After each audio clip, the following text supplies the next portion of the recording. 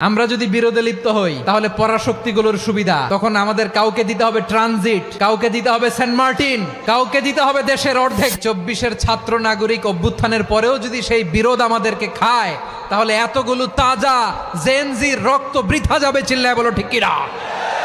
মনে রাখবেন, যখন আমি একা থাকি তখন আমি ব্যক্তি, যখন আমরা সবাই মিলি তখন আমরা শক্তি। What are the drawbacks and disadvantages of division, social and political division in the society? Disunity. আমরা যদি বিচ্ছিন্ন হই, একে অপরের যদি মারামারি করি, একজন যদি আরেকজনের কাফের ফতোয়া দেয়, আমাদের কি ক্ষতি? এক নাম্বার ক্ষতি হচ্ছে আমরা যদি বিচ্ছিন্ন হই আমাদের শক্তি কমে যাবে, আমাদের পাওয়ার আমরা হারাবো। আমাদের কি হারাবো?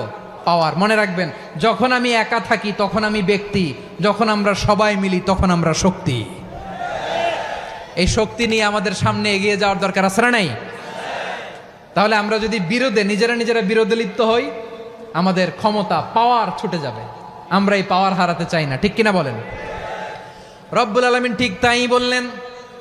রব্বুল আলামিন বললেন, খবরদার, ওয়াতিউল্লাহ ওয়া রাসূলাহু ওয়া লা তানাযাউ ফাতাফশালু ওয়া তাযহাবা রিহুকুম ওয়াসবিরু ইন্নাল্লাহা মা'আস সাবিরিন। আল্লাহর আনুগত্য করো, নবীর আনুগত্য করো, কিন্তু খবরদার নিজেরা বিরোধে লিপ্ত হয়ো না, নিজেরা মারামারি করো না, তাহলে তোমাদের শক্তি কমায় দিবে কে? ফাতাফশালু, তোমরা সাহস হারাবা, ওয়া তাযহাবা রিহুকুম, তোমাদের শক্তি কমে যাবে, পাওয়ার কমে যাবে।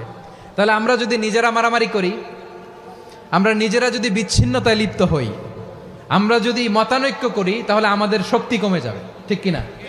আমরা শক্তি কমাবো। আচ্ছা, ছোট্ট একটা বাঁশের কঞ্চি যদি আপনারা দেয়, পায়ের মধ্যে ধাক্কা দিয়ে ভাঙতে পারবেন না? এরকম বাঁশের কঞ্চি যদি 20টা একসাথে জোড়া লাগায় দেয়, ভাঙতে পারবেন? কথা বোঝে নাই মনে হয়। চিকন একটা বাঁশের কঞ্চি দিলে ভাঙা যাবে না? এরকম চিকনই 20টা বাঁশের কঞ্চি একসাথে লাগাই দিলে ভাঙতে পারবেন? কারণ যখন আমি একা থাকি তখন আমি ব্যক্তি, যখন আমরা সবাই মিলি তখন আমরা শক্তি। আমরা যেন শক্তি না হারাই। আমরা বিরোধে লিপ্ত হলে আমাদের শক্তি কমে যাবে। এই হচ্ছে 1 নম্বর ডিসঅ্যাডভান্টেজ। 2 নম্বর ডিসঅ্যাডভান্টেজ হচ্ছে আমরা নিজেরা বিরোধে লিপ্ত হলে অন্যরা আমাদের মাথায় কাঁঠাল ভেঙে খাইতে সুবিধা হয়। কথা বোঝেন নাই? আমরা যদি বিরোধে লিপ্ত হই তাহলে পরাশক্তিগুলোর সুবিধা তখন আমাদের কাউকে দিতে হবে ট্রানজিট, কাউকে দিতে হবে সেন্ট মার্টিন, কাউকে দিতে হবে দেশের অর্ধেক। চিল্লায় বলো ঠিক কিনা? নিজেদের প্রবলেম সলভ করার ক্যাপাসিটি আমাদের আর থাকবে না। নিজেরা বিরোধে জড়ালে পরাশক্তিগুলো আমাদের মাথায় কাঁঠাল ভেঙে খায়। তখন ভারতের পিছনে দৌড়াতে, আমেরিকার পিছনে দৌড়াতে আমাদের জুতার তলা ক্ষয় হইয়া যাইবে। নিজেদের প্রবলেম সলভ করা যাবে না। আমরা যদি অন্যের পিছনে না দৌড়াতাম আর এই বিরোধকে থামাতে পারতাম, বাংলাদেশ আজকে যেখানে আছে তার কমপক্ষে 50 গুণ সামনে থাকতো। চিল্লায় বলেন ঠিক কিনা? তাহলে 1 নম্বর ক্ষতি হচ্ছে আমাদের পাওয়ার লেস হয়ে যায়, আমরা দুর্বল হই যদি আমরা বিরোধ করি। 2 নম্বর হচ্ছে পরাশক্তিগুলোর সুবিধা নেয়। 3 নম্বর হচ্ছে আমাদের উন্নয়ন, দেশের উন্নতি, অগ্রগতি এটা স্থবির হয়ে যায়, এটা বাধাগ্রস্ত হয়। প্রিয় ভাইয়েরা, ইউনিটি, ঐক্য হচ্ছে একটা দেশের উন্নয়নের মূল ভিত্তি।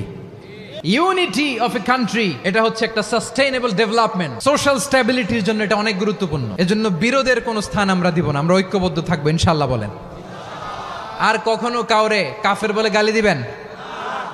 তুই জাহান্নামী বলবেন? ঝগড়া লাগলে লাগাই দিবেন? তাহলে কি করবেন? মিলায় দিব। আওয়াজ করে বলেন, কি করব? প্রিয় ভাইয়েরা, এই বিরোধ গত 50 বছর তো আমরা দেখেছি, ধর্মীয় অঙ্গন বলেন, সামাজিক অঙ্গন বলেন, রাজনৈতিক অঙ্গন বলেন, এই বিরোধ আমাদেরকে শেষ করে দিয়েছে। এই 24-এর ছাত্র নাগরিক অভ্যুত্থানের পরেও যদি সেই বিরোধ আমাদেরকে খায় তাহলে এতগুলো তাজা জেনজির রক্ত বৃথা যাবে। চিল্লায় বলো ঠিক কিনা? বৃথা যেতে দিতে চাই না, আমরা ঐক্যবদ্ধ থাকতে চাই। রাজি আছেন? আমরা আর কাদা ছড়াছড়ি করব না। অনেক হয়েছে, আন্না, এবার থামুন। অনেক হয়েছে, আন্না। Be a part of our vision. Do listen and share the khair.